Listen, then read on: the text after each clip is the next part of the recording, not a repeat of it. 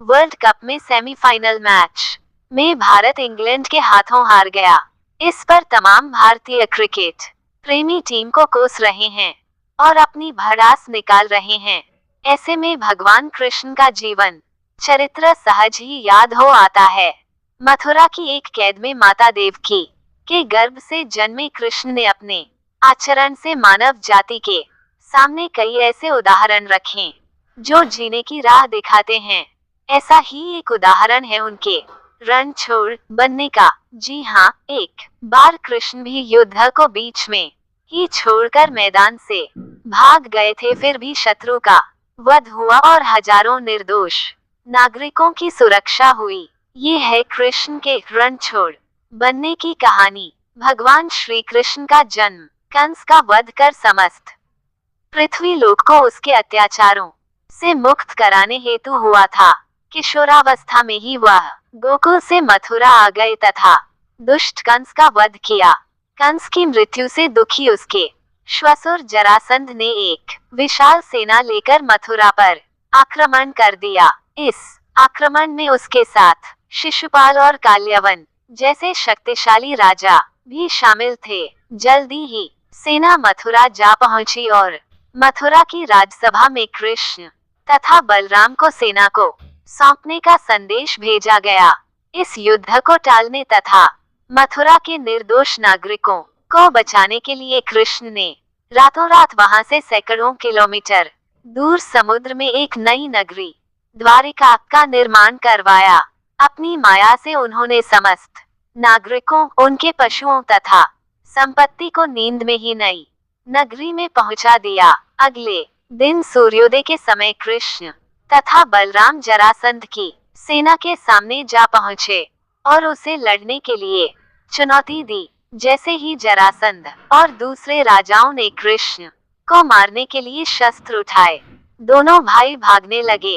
उन भाइयों के पीछे जरासंध तथा काल्यवन जैसे राजा भी भागने लगे। कुछ ही देर में दोनों भाई बहुत आगे निकल गए और उनके पीछे केवल मात्र काल्यवन रह गया। उसे देवताओं ने वरदान दिया था कि उसकी हत्या किसी अस्त्र या शस्त्र से नहीं होगी।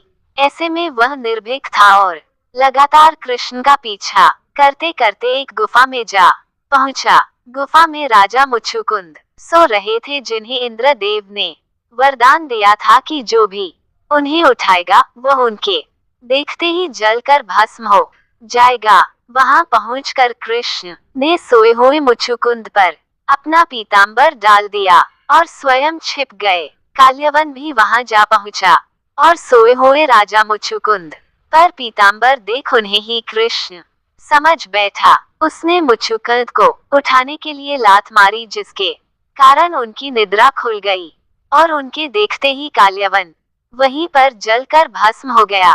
तत्पश्चात कृष्ण ने राजा मुच्छुकुंद को अपने चतुर्भुज स्वरूप में दर्शन दिए और उन्हें मोक्ष पाने का वरदान दिया। वहीं दूसरी ओर जरासंध और बाकी राजा पूरी तरह से खाली मथुरा देखकर वापस लौट गए। युद्ध से भागकर कृष्ण ने रखा देवताओं के वरदान का मान। कृष्ण चाहते तो स्वयं भी काल्यवन और अन्य अधर्मी राजाओं का वध कर सकते थे, परंतु देवताओं के दिए वरदान का मान रखने के लिए ही उन्होंने काल्यवन को राजा मुच्छुकुंद के हाथों मरवाया।